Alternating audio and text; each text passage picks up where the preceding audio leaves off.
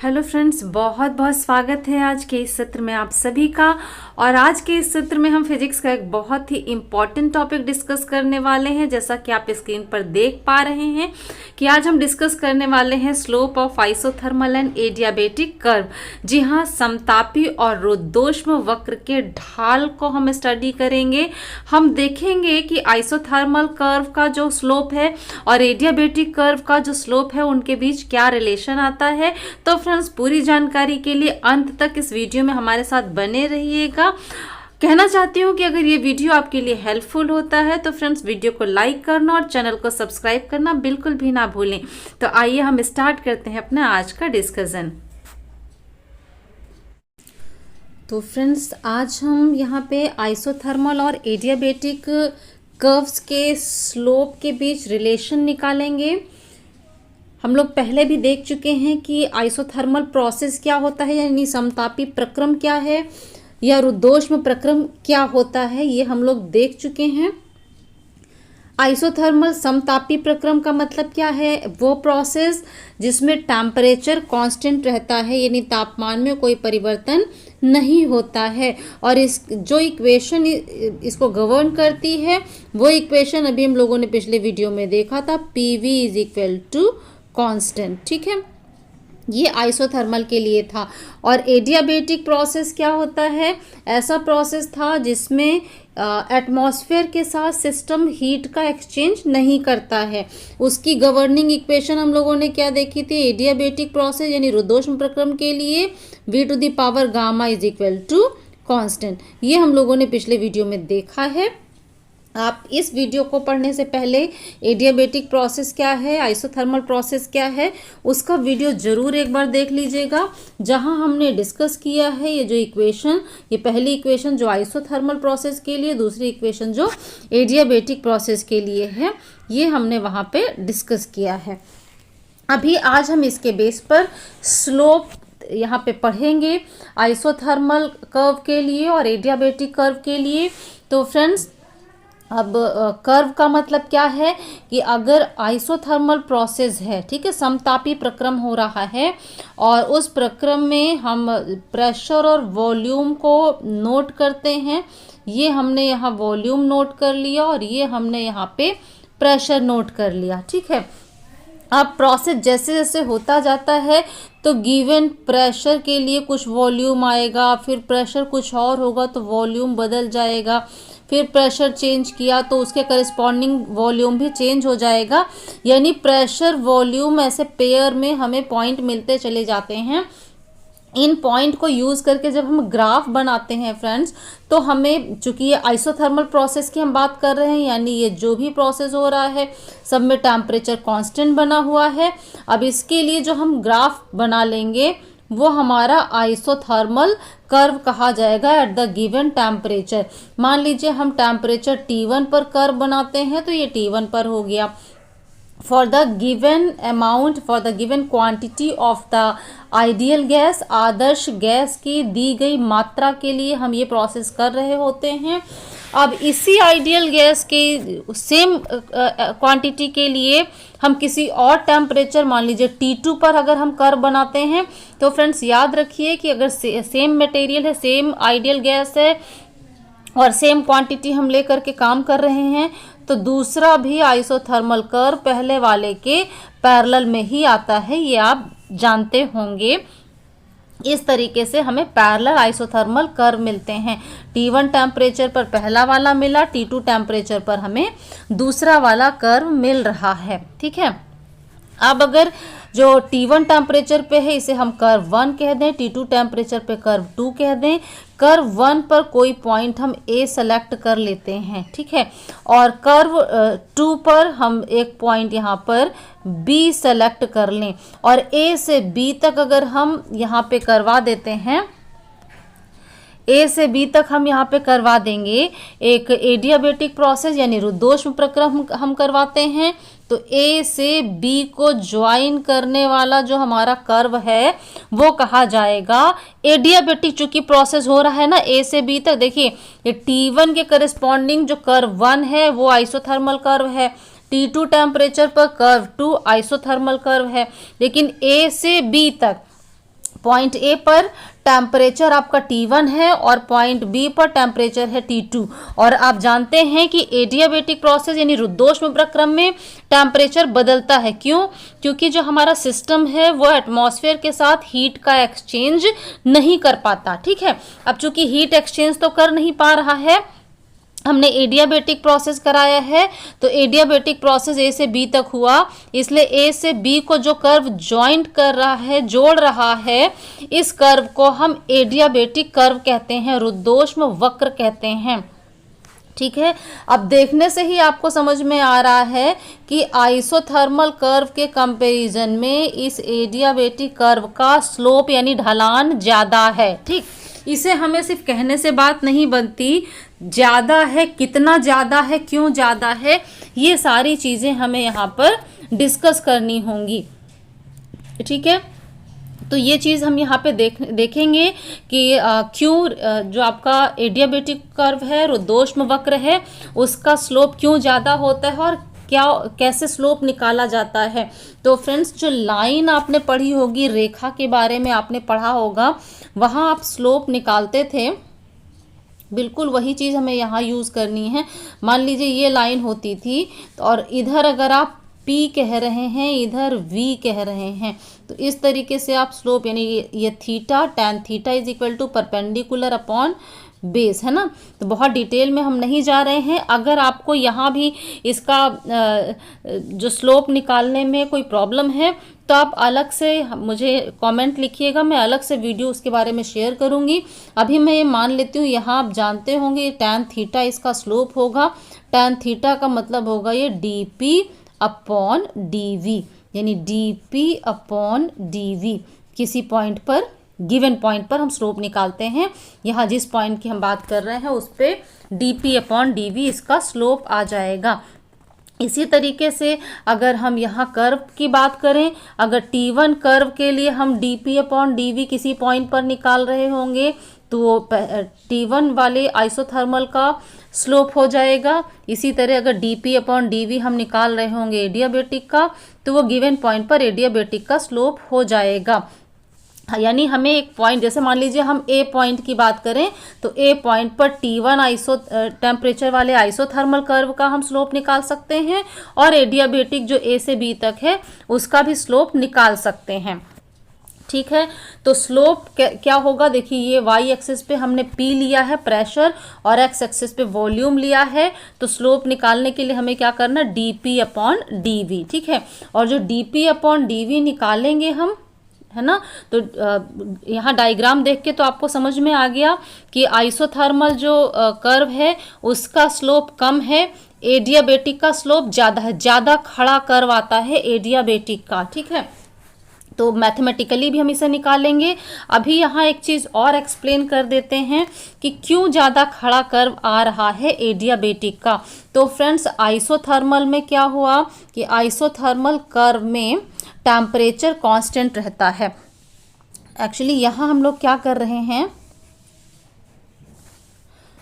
कि मान लीजिए ए पॉइंट पर हैं आप, है ना, ए पॉइंट से हमने प्रेशर को डिक्रीज किया, है ना, नीचे की तरफ आप चल रहे हैं, इधर की तरफ अगर हम जा रहे हैं तो इसका मतलब हमने प्रेशर को डिक्रीज किया। हम इधर यहाँ जा रहे हैं आइसोथर्मल में तो भी हमने प्रेशर को डिक्रीज किया, प्रेशर नीचे की तरफ जा रहा है यानी प्रेशर को डिक्रीज किया। अब आप सोचिए कि एक कंटेनर के अंदर, एक सिलेंडर के अंदर ये पिस्टन यहाँ लगा है, इसके अंदर आइडियल गैस है, अगर प्रेशर घटाएंगे तो इसका वॉल्यूम बढ़ेगा क्योंकि पिस्टन ऊपर उठेगा। ठीक है, प्रेशर घटाएंगे तो वॉल्यूम बढ़ता है। एक तो ये चीज़ होगी, आपको याद रखना है कि अगर प्रेशर हम घटा रहे हैं, ठीक है, आपने क्या किया, प्रेशर को घटाया तो आपका वॉल्यूम क्या होगा, बढ़ जाएगा, है ना, प्रेशर घटेगा तो वॉल्यूम बढ़ जाएगा। साथ ही प्रेशर घटाने पर टेम्परेचर घट जाता है, यानी अगर प्रेशर घटाएंगे तो दो चीज़ें हो सकती, वॉल्यूम बढ़ेगा या टेम्परेचर घटेगा, या दोनों चीज़ें, वॉल्यूम बढ़ भी सकता है और टेम्परेचर घट भी सकता है। अब अगर ये आइसोथर्मल चेंज हो रहा है, समतापी है, तो वहाँ टेम्परेचर तो डिक्रीज हो ही नहीं सकता। यानी जो प्रेशर डिक्रीज हुआ है वो सारे का सारा इफेक्ट कहाँ चला जाएगा, वॉल्यूम पर, है ना। ठीक, यानी जो प्रेशर घटा वो वॉल्यूम को बढ़ाने में ही यूज होगा। जबकि एडियाबेटिक कर्व में वॉल्यूम बढ़ता भी है। देखिए इधर की तरफ ही दोनों ग्राफ जा रहे हैं, चाहे ये हो इधर एक्सपेंड कर रहा है या ये है ये भी इसी साइड एक्सपेंड कर रहा है, पीछे की तरफ कोई नहीं जा रहा है ना। इसका मतलब दोनों में ही वॉल्यूम बढ़ रहा है प्रेशर घटाने पर। आइसोथर्मल में टेम्परेचर में कोई कमी नहीं आई, कोई डिक्रीज नहीं हुआ टेम्परेचर, लेकिन एडियाबेटिक में वॉल्यूम घटने के साथ साथ वॉल्यूम बढ़ने के साथ साथ, है ना, वॉल्यूम बढ़ रहा है। एडियाबेटिक में वॉल्यूम बढ़ने के साथ साथ टेम्परेचर घट भी जाता है। इसका मतलब सेम प्रेशर अगर डिक्रीज करें तो आइसोथर्मल जहां टेम्परेचर में कोई चेंज नहीं है उसका वॉल्यूम ज़्यादा बढ़ेगा। और आप देख सकते हैं, मान लीजिए ए से बी तक हम आ रहे हैं, तो ए से बी तक एडियाबेटिक में जाने पर वॉल्यूम में चेंज आपको सिर्फ इतना मिला, यानी इतना वॉल्यूम बढ़ा एडियाबेटिक में। क्यों? क्योंकि उसी प्रेशर की जो कमी आई है उसका एक पार्ट टेम्परेचर डिक्रीज करने में यूटिलाइज हो गया। जबकि इतना ही प्रेशर अगर हम घटाएं, यानी ए से बी तक आ रहे हैं, इसके करस्पॉन्डिंग अगर हम किसी आइसोथर्मल की बात कर रहे हो, सेम आइसोथर्मल पे चलना पड़ेगा, यानी ये 1 वाले आइसोथर्मल को हम देखेंगे। ठीक है, अब इसके करस्पॉन्डिंग अगर बी के करस्पॉन्डिंग हमें लेना है तो बी के इसको चलाते जाएंगे, जहां पर ये वाला कर्व इसको कट करेगा वहां रुकेंगे, है ना। यानी बी के करस्पॉन्डिंग सेम प्रेशर गिरा तो इस आइसोथर्मल कर्व पर वॉल्यूम में क्या चेंज आया, तो वॉल्यूम आपका यहाँ से यहाँ तक एक्सपेंड कर गया। तो ज़्यादा एक्सपेंशन वॉल्यूम में किस में हुआ, ज़्यादा एक्सपेंशन हुआ आपका आइसोथर्मल कर्व में। ठीक है, क्यों हुआ? क्योंकि आइसोथर्मल में जो प्रेशर डिक्रीज हुआ उसकी वजह से टेम्परेचर डिक्रीज नहीं हो रहा है, इसलिए वॉल्यूम ज़्यादा बढ़ता है। जबकि एडियाबेटिक कर्व में वॉल्यूम कम बढ़ता है, क्योंकि जो प्रेशर घट रहा है उसका एक पार्ट टेम्परेचर को भी घटा देता है। और यही कारण है कि एडियाबेटिक कर्व का स्लोप जो है वो ज़्यादा ढलान होता है, ज़्यादा खड़ा होता है, जबकि आइसोथर्मल जो है समतापी, उसका ढलान कम होता है। और यही चीज़ हम आपको फुल नोट्स भी देने वाले हैं, इसलिए अंत तक साथ में बने रहिएगा। अभी मैं यहाँ पे आपको इसकी थोड़ी सी जो मैथमेटिकल पार्ट है वो भी क्लियर कर देते हैं। क्यों? क्योंकि ये तो देख लिया कि अगर कर्व आपने बनाया है यहाँ पर, है ना, आपने अगर कर्व बनाया है, ये आपका वॉल्यूम आप यहाँ लिए, यहाँ पे आपने प्रेशर लिया, 2 आइसोथर्मल हम लोगों ने लिए, एक T1 टेम्परेचर पर है, एक T2 टेम्परेचर पर है। T1 टेम्परेचर वाले पे एक पॉइंट A लिया और T2 टेम्परेचर वाले पे एक पॉइंट B लिया। A से B तक हमने एडियाबेटिक प्रोसेस कराया, तो A से B वाला कर्व एडियाबेटिक कर्व है। T1 टेम्परेचर वाला एक आइसोथर्मल कर्व है, T2 टेम्परेचर वाला दूसरा आइसोथर्मल कर्व है। एक ही गैस के लिए दोनों आइसोथर्म हमने बनाए हैं, इसलिए दोनों कर्व एक दूसरे से पैरेलल हैं, T1 वाला और T2 वाला। ठीक है, अब यहाँ हम निकालेंगे मैथमेटिकली जो एडियाबेटिक का ढलान ज़्यादा है और आइसोथर्मल का कुछ ढलान होगा, दोनों में रिलेशन क्या है। तो यहाँ हम आपको बता दें कि एडियाबेटिक का जो स्लोप होता है वो आइसोथर्मल के स्लोप का गामा टाइम्स होता है, यानी gamma into slope of isothermal. dp/dv अभी मैंने आपको स्लोप बताया किसका, आइसोथर्मल का। तो ये अगर आप करते हैं तो ये किसके बराबर आता है, ये आता है आपका स्लोप ऑफ एडियाबेटिक के बराबर, है ना। कितना होता है, गामा टाइम्स, गामा हम लोगों ने पिछले वीडियो में देखा था फ्रेंड्स, गामा यानी CP/CV, है ना। उसमें आपको डाउट नहीं होना चाहिए कि ये गामा का क्या है और कहाँ से आ गया। गामा आपने पिछले वीडियो में हमारे साथ देखा है, gamma is equal to CP/CV। तो उस वीडियो पे जाकर के इससे आप और क्लियर कर सकते हैं। ठीक। तो अभी यहाँ जो आपने देखा कि ये रिलेशन स्लोप ऑफ एडियाबेटिक है ना, slope of adiabatic is equal to gamma times slope of isothermal, यानी एडियाबेटिक कर्व का ढलान बराबर गामा इंटू आइसोथर्मल कर्व का ढलान, ये निकल करके आता है, जो हम निकालेंगे भी, और ये रिलेशन आपको याद भी रखना है। तो कैसे निकलेगा फ्रेंड्स, मैंने स्टार्टिंग में ही आपसे कहा कि आपके पास दो रिलेशन होते हैं। एक वो रिलेशन जो आइसोथर्मल यानी समतापी प्रोसेस को गवर्न करता है, यानी PV is equal to constant, ठीक है। और एक होता है PV to the power gamma is equal to constant, ये एडियाबेटिक प्रोसेस को गवर्न करता है। अब हमें स्लोप निकालना है, और स्लोप हम लोगों ने क्या देखा, कर्व का जो ढलान है वो होता है dP/dV। तो इस वाले से जब dP/dV निकालेंगे तो आइसोथर्मल कर्व का ढलान आएगा, और जो एडियाबेटिक की इक्वेशन है इस वाले से निकालेंगे तो ये एडियाबेटिक कर्व का ढलान आपको निकाल करके दे देगा, ठीक है। तो पहले हम आइसोथर्मल का ढलान निकालें, यानी PV is equal to constant हम यूज़ करेंगे, और इससे ढलान निकालने के लिए हमें सिंपल क्या करना है, बोथ साइड डिफ्रेंशिएट कर दीजिए, है ना, अवकलन करना है। अब आप सोचेंगे अवकलन किसके रेस्पेक्ट में, एक वेरिएबल के रेस्पेक्ट में करते हैं, यहाँ तो हमें वेरिएबल क्लियर ही नहीं है, तो ये आपको सुविधा के लिए हम यहाँ पे बता रहे हैं, कैसे लिखना है वो भी बताएंगे। ज़्यादातर बुक्स में डायरेक्ट लिखा होता है, तो आप इसे ज़रूर सीख लीजिएगा, जिससे करना आपको आसान रहे। अब आप मान लीजिए कि ये प्रेशर और वॉल्यूम दोनों ही किसी वेरिएबल x पर डिपेंड करते हैं, तो जब आप डिफ्रेंशिएट करेंगे, अवकलन करेंगे, तो x के रिस्पेक्ट में करेंगे। अब p एक फंक्शन है, v दूसरा फंक्शन है। आपने फॉर्मूला पढ़ा होगा, दो फंक्शन f1 इंटू f2 को जब आप डिफ्रेंशिएट करते हैं, यानी d/dx आप निकालते हैं, तो आप क्या लिखते हैं, first function derivative of second function, है ना, plus second function derivative of first function, okay, ये आप लिखते हैं यहाँ पर। बिल्कुल यही चीज़ हमें यूज़ करना है, F1 की जगह P और F2 की जगह V आपको यूज़ करना है। जैसे ही आप ये चीज़ यूज़ करेंगे तो PV को डिफ्रेंशिएट करके आपको x के रिस्पेक्ट में ही अभी आप करिए, तो जैसे ही आप इसे x के रिस्पेक्ट में डिफ्रेंशिएट करेंगे तो आपको क्या मिलेगा, फर्स्ट फंक्शन यानी P derivative of second function in dV/dx plus V dP/dx is equal to, both side चूंकि डिफ्रेंशिएट करना है, दूसरी साइड कांस्टेंट है, और कांस्टेंट को डिफ्रेंशिएट करने से आता है 0, ठीक। अब x तो हमने माना है, x गिवन वेरिएबल नहीं है, तो यहाँ पे x को छुपाते हुए जब आप लिखेंगे तो आप क्या लिख लेंगे, P dV plus V dP is equal to 0। अब हमें क्या चाहिए, dP/dV स्लोप होता है, तो हमें यहाँ पर निकालना है dP/dV। कुछ नहीं, इसका सिंपली हमें थोड़ा सा साइड चेंज करना पड़ेगा और आपको मिल जाएगा dP/dV।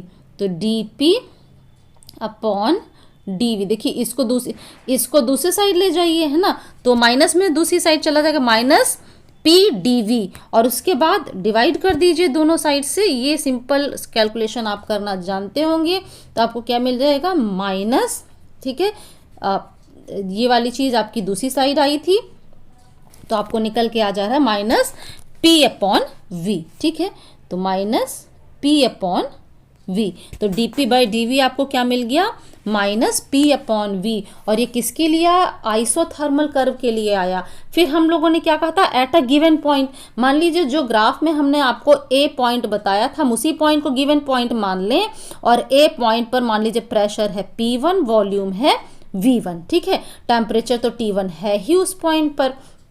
तो अगर हम A पॉइंट पर ही आइसोथर्मल कर्व का ये ढलान निकाल रहे हों, तो हम क्या लिखेंगे, dP/dV, ठीक है, dP/dV किसके लिए, आइसोथर्मल कर्व के लिए हम लिख रहे हैं, ठीक है, और आइसोथर्मल कर्व के लिए लिख रहे हैं किस पॉइंट पर, A पॉइंट पर अगर निकालना है तो P की जगह P1 और V की जगह V1, ये A पॉइंट पर आइसोथर्मल कर्व का ढलान आ गया, ठीक। इसी तरीके से अब हम क्या निकालेंगे, अब हम एडियाबेटिक कर्व के लिए निकाल लें ज़रा सा।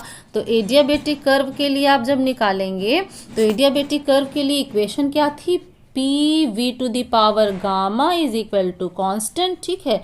और फिर वही एक्स के रेस्पेक्ट में आपको डिफ्रेंशिएट करना है, यानी d by d x of किसका, देखिए first function derivative of second function, वही जो फॉर्मूला बताया अभी दो फंक्शन की को डिफ्रेंशिएट करने का, d by d x of F1 F2 is equal to F1 dF2 by d x plus F2 dF1 by d x, है ना। अब यहाँ F1 की जगह P यूज़ कर रहे हैं और F2 की जगह V to the power gamma हम यूज़ कर रहे हैं, जो फॉर्मूला अभी थोड़ी देर पहले लिखा था, ठीक है। आप बैक जा करके देख सकते हैं। तो first function derivative of second function plus second function derivative of first function is equal to constant का डेरिवेटिव आएगा 0, ठीक है। अब इसे हम अलग से सॉल्व करके दिखा दें आपको, जिससे लिखना आपके लिए आसान हो जाता है। आप यहाँ भी सीधे डिफ्रेंशिएट कर सकते हैं। हमें इसका डेरिवेटिव चाहिए तो हम पहले इसका डेरिवेटिव ही निकाल लेते हैं, यानी हम यहाँ पे क्या लिखें, d by d x of v to the power gamma, ठीक। इसको आप जानते होंगे डिफ्रेंशिएट करना, d by d v of v to the power gamma into d v by d x, ये आपको लिखना है, ठीक। जब आप ये चीज़ लिखते हैं फिर आपको क्या मिलेगा, अब यहाँ पे फॉर्मूला लगा दीजिए x to the power n वाला, है ना। इसमें कोई डाउट है फ्रेंड्स तो आप कमेंट करिएगा। ये सिंपल डिफ्रेंशिएशन है जो हम लोग यहाँ पे यूज़ कर रहे हैं। तो ये क्या दे जाएगा, gamma v to the power gamma -1 into d v by d x, ये वैल्यू हमें लिखनी है इस जगह पर, है ना। इस जगह पर हमें यहाँ पे ये वैल्यू यूज़ करनी है। तो जब यहाँ पे आप ये वैल्यू यूज़ करेंगे तो आपको क्या मिलेगा, यहाँ पर रिजल्ट आपको मिलता है P, एक गामा आया है, गामा को पहले लिख दें, gamma P v to the power gamma -1 d v upon d x, ठीक है, plus v to the power gamma d p upon d x is equal to 0, ठीक।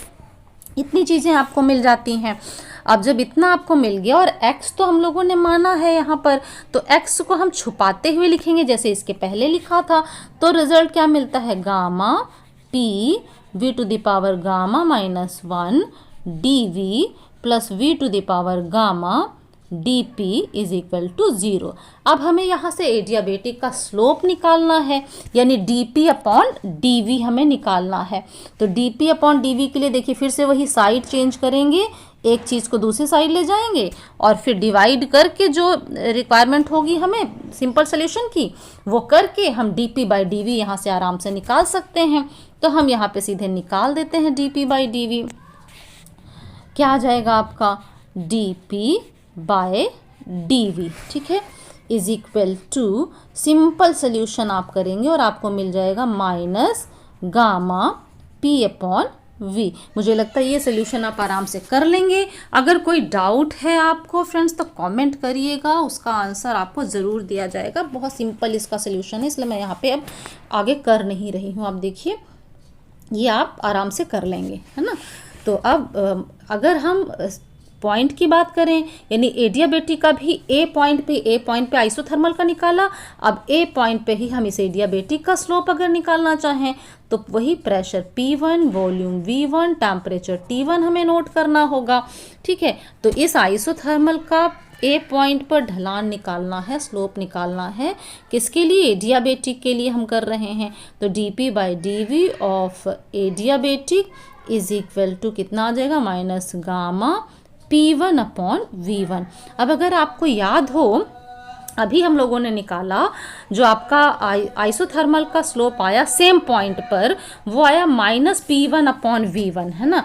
तो यहाँ देखिए इस -P1 अपॉन V1 की जगह हम क्या लिख सकते हैं, -P1 अपॉन V1 हो जाएगा स्लोप ऑफ आइसोथर्मल, यानी इस पूरे की जगह आपका क्या आ जाएगा, gamma into d p by d v of isothermal. तो आप कह सकते हैं क्या सेम पॉइंट पर आइसोथर्मल के स्लोप को गामा से मल्टीप्लाई कर देते हैं तो हमें मिल जाता है स्लोप ऑफ एडियाबेटिक। तो ये एडियाबेटिक का स्लोप सेम पॉइंट पर आइसोथर्मल के स्लोप का गामा टाइम्स होगा।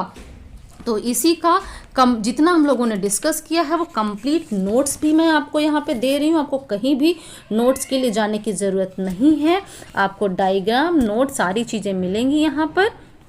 तो फ्रेंड्स देखिए, ये डायग्राम आप ले रहे हैं, ये यहाँ पे आपका ए पॉइंट है, ए पॉइंट पे प्रेशर P1 वॉल्यूम V1 है, बी पॉइंट पर प्रेशर P2 वॉल्यूम V2 है। ठीक है, ये T1 टेम्परेचर पर पहला आइसोथर्मल कर्व है और ये T2 टेम्परेचर पर आपका दूसरा आइसोथर्मल कर्व है।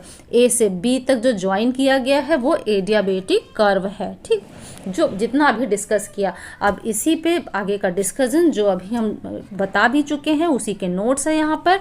The curve between pressure and volume for a given mass of a gas for isothermal changes is called isothermal curve। ठीक है, and the curve between pressure and volume for adiabatic changes is called adiabatic curve। Okay, ये अभी discuss किया है। किसी gas के दिए गए द्रव्यमान के लिए समतापी परिवर्तन के लिए दाब और आयतन के बीच का वक्र समतापी वक्र कहलाता है और रुद्धोष्म परिवर्तन के लिए दाब और आयतन के बीच जो वक्र बनता है वो रुद्धोष्म वक्र कहलाता है।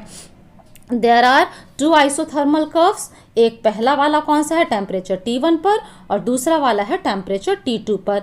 ए इज द पॉइंट, एक ऐसा पॉइंट है जिसका प्रेशर है P1 volume V1 temperature T1 है और ये ए पॉइंट आइसोथर्मल कर्व 1 पर यानी T1 टेम्परेचर वाला जो आइसोथर्मल है उस पर आता है। दिए गए चित्र में दो समतापी वक्र हैं, तापमान T1 पर वक्र 1 और तापमान T2 पर वक्र 2 है। समतापी वक्र 1 पर एक बिंदु A दाब P1 आयतन V1 और ताप T1 पर है। Now if the gas expands from A, ठीक है, ए से गैस एक्सपेंड करती प्रसार करती है बाय एन आइसोथर्मल प्रोसेस। अगर ये आइसोथर्मल प्रोसेस से एक्सपेंड करती है तो फर्स्ट आइसोथर्मल पे ही, अगर आइसोथर्मल प्रोसेस है फ्रेंड्स तो फर्स्ट आइसोथर्मल पे ही तो चलेगा। ठीक है, अगर ए से ये प्रसार करती है और आइसोथर्मल है तो इधर जाएगा, अगर ये एडियाबेटिक प्रसार कर रही होगी तो इधर जाएगा। ये यहाँ आगे के पॉइंट के कहने का मतलब है कि अगर if the gas expands from A by the isothermal process the state of the gas are denoted by various points on the same curve. ठीक है, फर्स्ट कर्व पर only the pressure falls temperature remains same. Isothermal expansion होगा तो इसका temperature same रहेगा, लेकिन जब pressure fall करता है तो उस समय गैस एक्सपेंड करती है। But if gas expands by adiabatic process from A, अगर ये एडियाबेटिक प्रोसेस से एक्सपेंशन कर रही है ए से, and hence it may not receive heat from outside, चूँकि एडियाबेटिक होगा तो हीट बाहर से नहीं मिलेगी जब वो एक्सपेंड करेगी। तो जब प्रेशर फॉल करता है तो वॉल्यूम बढ़ने के साथ इसका टेम्परेचर भी डिक्रीज करता है। ठीक, ये हम लोगों ने डिस्कस किया था। एडियाबेटिक में प्रेशर जब गिरेगा तो वॉल्यूम बढ़ेगा और टेम्परेचर घटेगा, लेकिन जब आइसोथर्मल है प्रेशर गिरेगा तो सिर्फ वॉल्यूम बढ़ेगा, टेम्परेचर नहीं घटेगा। ठीक है, ये याद रखिएगा। और डिस्कशन में मैंने एरो बना के इसीलिए दिखाया था, एरो से याद कर लीजिएगा, बैक जाके रिवाइज कर लीजिएगा। यदि गैस बिंदु ए से समतापी प्रक्रम के द्वारा प्रसार करती है, गैस की विभिन्न अवस्थाएं एक ही वक्र पर विभिन्न बिंदुओं द्वारा प्रदर्शित की जाती हैं। केवल दाब कम होता है, तापमान समान रहता है आइसोथर्मल में, लेकिन जब रुद्धोष्म होता है तो दाब कम होता है, दाब घटता है जब तो तापमान भी घट जाता है। ठीक है, आयतन दोनों केस में बढ़ता नहीं, क्योंकि प्रसार, जब प्रसार की बात कर दी ना तो अलग से आयतन घटने की बात इसलिए नहीं बार बार कही जा रही है, आयतन का प्रसार लिख दिया गया है, उसका फैलाव हो रहा है, आयतन बढ़ रहा है। If the final pressure volume and temperature of the gas are P2 V2 T2 respectively, है ना, अगर A से B तक जा रहा है और B पॉइंट पे प्रेशर P2 वॉल्यूम V2 और टेम्परेचर T2 है, the state of the gas is displaced with a point B on the isothermal curve 2 with temperature T2। ठीक है, यदि अंतिम बिंदु का दाब, आयतन, तापमान क्रमशः P2 V2 और T2 है, गैस की वह अवस्था T2 तापमान वाले समतापी वक्र 2 पर बिंदु B से प्रदर्शित है। ठीक है।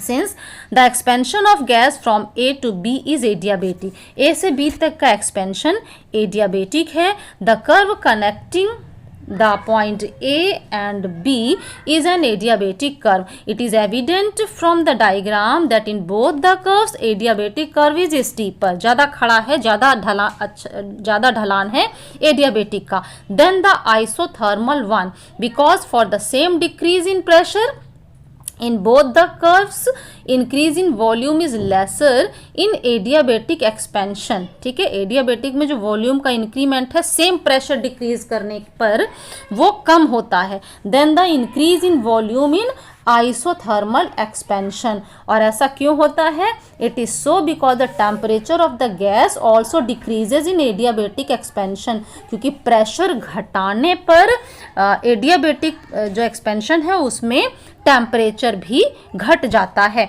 जबकि आइसोथर्मल में टेम्परेचर नहीं घटता। इसलिए सेम प्रेशर घटाने पर आइसोथर्मल में वॉल्यूम में ज़्यादा इंक्रीमेंट होता है एज कंपेयर टू एडियाबेटिक। ठीक है, इसी को हिंदी में जो लिखा गया है, चूंकि ए से बी तक गैस का प्रसार रुद्धोष्म है, ए और बी को जोड़ने वाला वक्र रुद्धोष्म वक्र है।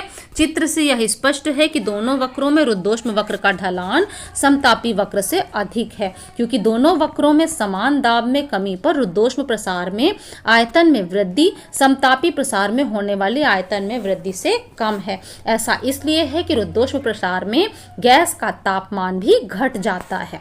ठीक है, अब हम वो मैथमेटिकल वाला जो हम लोगों ने एक्सप्रेशन निकाला कि एडियाबेटिक का स्लोप बराबर गामा टाइम्स आइसोथर्मल का स्लोप, उसका यहाँ पे नोट्स है जो अभी आपको पूरा एक्सप्लेन किया।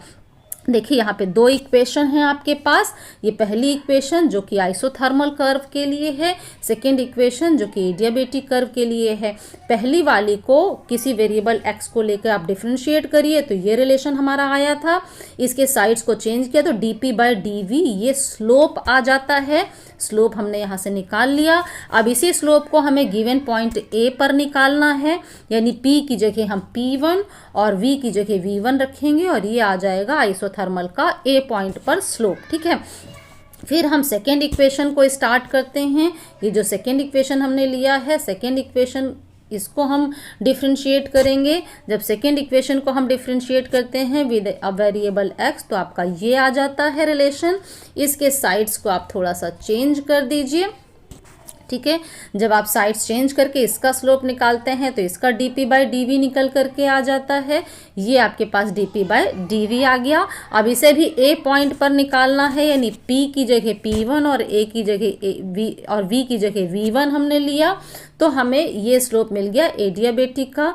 यहाँ देखिए -P1/V1 की जगह आइसोथर्मल का स्लोप हमने लिखा तो ये रिलेशन हमारे पास आ जाता है, यानी slope of adiabatic is equal to gamma times slope of isothermal. ये आपने यहाँ पर निकाल लिया। ठीक है, अब यही बातें आपको हिंदी मीडियम स्टूडेंट्स के लिए भी नोट्स चाहिए होंगी तो इसके नीचे सेम चीज़ें आपको मैंने यहाँ पे हिंदी मीडियम स्टूडेंट्स के लिए भी दे दिया है कि आदर्श गैस के लिए रुद्धोष्म वक्र के ढाल तथा समतापी वक्र के ढाल का अनुपात हम निकालेंगे। आदर्श गैस के लिए समतापी वक्र का समीकरण और रुद्धोष्म वक्र का समीकरण 1 और 2 हमने लिए। 1 को डिफ्रेंशिएट करके हम स्लोप निकालते हैं आइसोथर्मल के लिए dp/dv और फिर उसमें P की जगह P1 और V की जगह V1 रख करके गिवन पॉइंट A पर हम वो स्लोप निकाल लेते हैं जो कि ये आता है इक्वेशन 3 से। इसके बाद हम इक्वेशन 2 को डिफ्रेंशिएट करके A पॉइंट पर ही एडियाबेटिक कर्व के लिए स्लोप निकाल लेते हैं। ठीक है, तो dp/dv आपका इक्वेशन 4 से आ जाता है एडियाबेटिक कर्व के लिए। ठीक है, ये आ गया। फिर दूसरी साइड जो -P1/V1 है वो किसके बराबर है? सेम पॉइंट पर आइसोथर्मल कर्व के स्लोप के बराबर है। उसकी जगह हमने रख दिया dp/dv ऑफ आइसोथर्मल। ठीक है, तो आपको ये रिलेशन मिल जाता है कि रुद्धोष्म वक्र का ढलान बराबर गामा टाइम्स समतापी वक्र का ढलान या ढाल। ठीक है, तो फ्रेंड्स, हम लोगों ने यहाँ पर देखा कि हम किस तरीके से निकाल सकते हैं, रिलेशन निकाल सकते हैं एडियाबेटिक कर्व के स्लोप और आइसोथर्मल कर्व के स्लोप के बीच में। पूरा डिस्कशन हम लोगों ने आज यहाँ किया। फिर भी अगर आपको कोई डाउट है, किसी भी तरीके की प्रॉब्लम आती है समझने में, तो आप कमेंट में लिखिएगा। कोशिश करूंगी जितना जल्दी हो सके आपकी प्रॉब्लम को मैं इस टॉपिक से रिलेटेड जो भी है उसे सॉल्व कर दूं। आज के वीडियो में अंत तक हमारे साथ बने रहने के लिए आप सबका बहुत बहुत धन्यवाद। Thank you.